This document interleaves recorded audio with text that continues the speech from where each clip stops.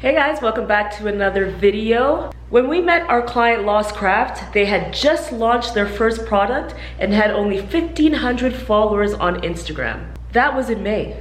And by the end of the summer, they had over 10,000 followers on Instagram. So I was thinking, oh hey Craig. Hey, how you going? I was thinking we talk about how we got Lost Craft to 10,000 followers in one summer. What you thinking? That's a great idea. Let's do that. Let's do it.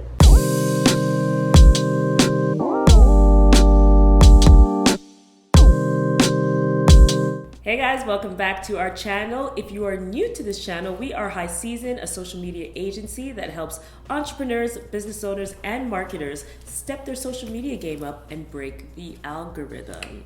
So today we're going to talk about a huge algorithm break-in / hack thing that we did. Yeah. I guess that's the way to talk I like about it. it. Yeah. Exactly. We got one of our clients over 10,000 followers in one summer. So when he came to us in May of 2016, he had just released his new product. It's a craft beer and wanted to target a ton of people, wanted to make sure that the first summer was like huge and that there was a big hoopla. Yeah, What's the that works. Hoopla is such like an old person. Buzz. A huge buzz, that's the term. That's the modern term. That's what the kids say. Huge buzz around the product, so he came to us and said, how do we get this done? So we're going to tell you what we did so that you can replicate the same thing, hopefully, for your brand. That's it. So just before we get into the details of this video, if you haven't seen our last two videos on Instagram, we have the ultimate Instagram checklist to get you all set up, and then we have how to get your first 1,000 followers. So that gives you essentially the framework for what we did for our client Lost Craft. That we're going to get into in a more practical example right now. So go check those out if you haven't already. Links are in the description, and let's get into this one. Cool. So the first way that we started the ball rolling for Lost Craft to get these 10,000 followers over the first summer was targeted interactions. So basically what we did was we looked at other competitors. We looked at who follows them and who they're following and engaged with those individuals.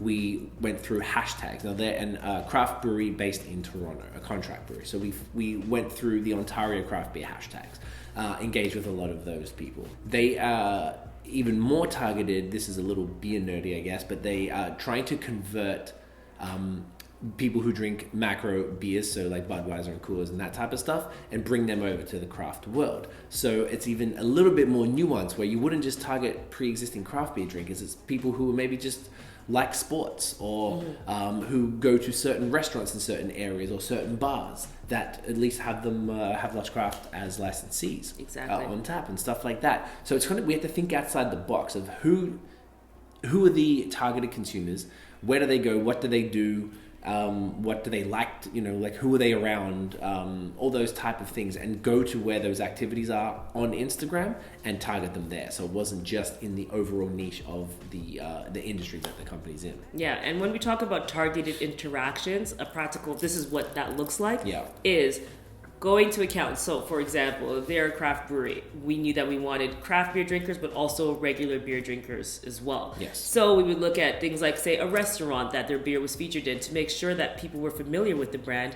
We would go to people who follow that restaurant's accounts, go into the restaurant account's follower base, like 3 to 4 photos, maybe leave a comment if it was relevant and made sense for the brand. So that way, that person would be like, what's this Lost Craft thing? Went back to our page, loved what the page looked like because we were, of course, targeting a specific type. So the page looked right for that type of target. Yes. And that's how we converted a follow. Yep. So that was really just a step of, hey, this is us. It's just, we're on here. Instagram's a community platform. We're just going through, we're liking and commenting things that make sense for our brand, and someone's seeing that aligning with the brand and then converting to a follower. And on top of that, we would go through the geotags. You mentioned that as well in the last video. We would go through the geotags for that particular restaurant or bar or whatever it might be, because they might not already follow the restaurant, but they would have checked into it. And oftentimes they don't even tag them. Yeah. Or even use any hashtags. They'll just check into it from the Instagram option there. So going through that and just really drilling down on specific location-based individuals. Beer is a great example because it can be location-based. It cannot be because people can buy them from the LCBO and take them to go, but you can really go straight to the restaurant. So it took a little bit of, we had to think outside the box a bit. If it was maybe a regular craft beer brand, that the drinkers were just craft beer drinkers, it'd be a little easier. It's a bit more restricted. If they had a brew pub, it'd be a bit more restricted. But because they're everywhere, we really had to attack them from a different angle. Yeah, and basically what it is knowing who your target demographic is and being wherever they are and getting creative to make sure you can get your brand in front of them. Because once you get your brand in front of them and you've made sure that you align correctly, you're likely going to get a conversion just because it makes sense. Yeah. People want to follow people who believe the same things that they do, have the same values, and I guess fit the same vibe. Yeah. So when we're looking at targeted interactions and making sure that's the proactive approach, in terms of the reactive approach, that's just using the right hashtags. Yes. So we made sure that we're using specific hashtags that we knew that people who would be interested in Lost Craft would also be searching. So that way it made the brand discoverable for other people. So making sure that you use not just big, huge, random hashtags, not like for like and follow for follow. They had to be very specific. So they had to be like craft beer, Toronto craft beer, Toronto foodies, like anything that made sense that would align with what people would potentially follow, like find Lost Craft and follow them and be interested in it. So it's not only about cruising the right hashtags and engaging, but using the right ones as well so you can bring people over. That's it. So that was a big part of the strategy. Huge one. And it was testing. It was back and forth. Like we would try a bunch, we'd see how they go. If we weren't getting a great response, we would refresh them. And I guess we mentioned it in our last video as well, how to do that. So go check that video to explain it, because I guess there's no point doing that again. Testing the hashtags, seeing which other similar relevant hashtags were there that Instagram suggested, and then applying those and seeing what worked. And it was just a rotating strategy. As is with anything with social media, there's pretty much never a right answer. Things can always be tweaked and perfected. And that's what we consistently did. Another thing we did to get Lost Craft 10,000 plus followers over one summer was user-generated content. So UGC is a very interesting type of content that a lot of brands do not take advantage of. When one of your customers or clients or whatever it may be posts your product voluntarily, like that is a resounding social proof, really. Cosign. It's a cosign. And it just shows that people are purchasing your product. So a lot of the times, people just take a phone photo and they don't really put a lot of effort into it, because people generally aren't photographers, right? Yeah. But with Lost Craft, because of the attractiveness of the can, for some reason, attracted really, really good UGC. Mm-hmm. So a lot of people were posting fire photos, and because it's a Toronto beer, and it was over the summer, it's hot. There's these sick photos with like the CN Tower in can, or at a beach or on a boat, and it was super easy like to repost that. So we could go in, rip the photo from the internet. Also something we saw this morning, someone was trying to tell someone said something ridiculous like screenshot the photo, don't rip it and download it from the back end, because the quality is going to be better if you screenshot it. That makes absolutely no sense as well. Watch out for the lies on YouTube, so guys. Yeah, there's so much misinformation, but yes, it's going to be better to download the actual photo or get the photo from the person. Some people are like actual like photographers and really want to be like, hey, I'll send you the high res, which is even better.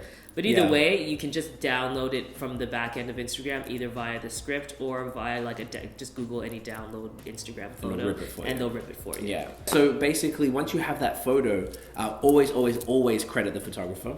Or the account where you found it. Mm-hmm. Some people don't like it, so it depends on how you feel about it as a brand. Sometimes we reach out to them and say, hey, do you mind if we use it? It depends on how urgent it is. Sometimes you want to post it right now, and if they don't get back to you for 3 days, then people just do it anyway and take the risk. If they can, if they complain, you can take it down. Take it down. But generally, if somebody is like going through the effort to tag a picture of your product on their feed, usually they won't mind a reshare, because that's also gets more attention to their brand as well, or to that account. So that could just be something they want. And people just get off on seeing their name on an account. Like for one of our other accounts as well, we do a lot of reposts, and we credit them, and we've never had anybody say anything, and they're stoked usually. Like so many, basically every account we implement user generated content in so many different ways, and people love that, because it's also one, it's so beneficial because they're co-signing you to their friends when they're posting about you, so that's one, already great.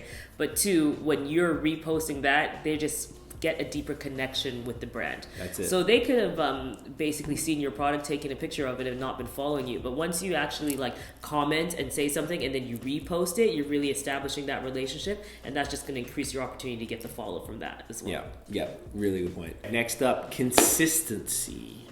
Very, very key for anything in life. If you want to achieve anything, you got to do it consistently. Consistent and persistent. Those are two big things. Two things, literally. It should be on everybody's vision board. So with consistency, we just made sure that Lost Craft was posting every single day. So Yep. we can't stress that enough. Posting every single day is so valuable because it just keeps putting you in people's faces over and over and over again. And when you're posting great, high quality content, you're just going to have more likely opportunity to convert and also increase your engagement opportunities. That's it. It's pretty straightforward with that, guys. Post high quality content and be consistent in it. People need to know what to expect from you and when. So if you post once a week randomly, you're never going to be enough in their face. It's every time you post is an increased opportunity for you to be discovered. So take advantage of that and think about that. And on top of the posting consistency, make sure you are engaging with all your comments consistently, daily, preferably minutes after they post it. Because it could develop into a longer conversation, which further helps the algorithm to favor your post. Make sure you're cruising the hashtags, daily. Do it on your off time. Do it when you're eating. If you're I guess you're a business owner, so you're used to working all the time. It doesn't matter. You'll find time in the day, 20 minutes, 30 minutes if you can. Whatever you do, just cruise through and take maybe 10 is enough. Who knows? But everything that we were doing, we did it consistently. And that's what drove it. And particularly, if I'm going to be transparent as well, they were doing a lot of other marketing activities, lots of sampling, which is a big thing for craft beer. They'll go to a venue or an event and they'll do samples.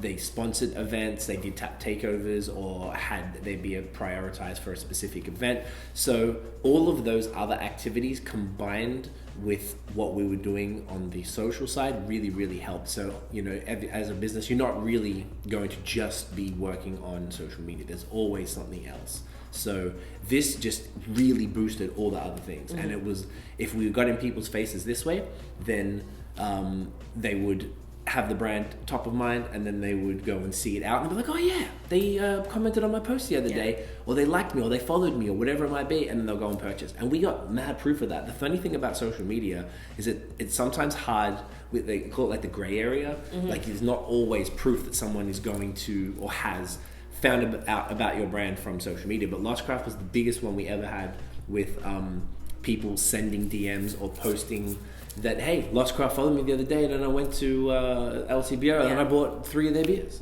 And it was amazing to us to really see that. And the owner, Shahan, he was super happy because that kept happening, and he kept sending us screenshots all the time. All right, last up is the collaborations. So Lost Craft were, sort of to piggyback on the last point there, was that Lost Craft were doing a lot of collaborations, whether it was sponsoring events. They were producing merch for, say, Dundas and Carlo. There's a bar out there. They did the hats for them. So collaborating with like other brands and collaborating with like mainly other brands. Mainly other brands. They were into the clothing thing. They had like launches at Brim's, a great hat store in Toronto. At the time, we were running an event. And we did giveaways with their brands at the event. That was convenient for Lost Craft. It was good for our event. It was good for Lost Craft. It was convenient that we happened to be running an event, and as well that suited their target audience, as well as running their social. So it all worked together. So any sort of collaboration that expands awareness, whether with influencers or other brands, super valuable. In terms of expanding your reach, because then you're just tapping into other people's audiences, and you're both tapping into each other's audiences to expand the brand. So, I mean, that's the kind of like core of what we did. We explained it in a blog post as well, but this is kind of just drilling down a little bit more. So if you combine sort of what we said here with our last video, it's using all these best practices, and this is us applying what we just said in our How to Get 1,000 Followers to Lost Craft. And it worked. And this was back in 2016. The principles remain the same. Even 2019. And I think a lot of the core principles never change. You need to engage, you need to be consistent, and you need to collaborate and be open to starting partnerships with other people as well, so you can leverage other people's followings for your following. That's it. So hopefully this helps you, you can take something from this and apply it to your own business. If you do, please let us know how you go. We'd love to know about that. And if you have any questions, drop a comment, DM us on anywhere, on any social media, and we'll of course get back to you there. But yeah, that's about it.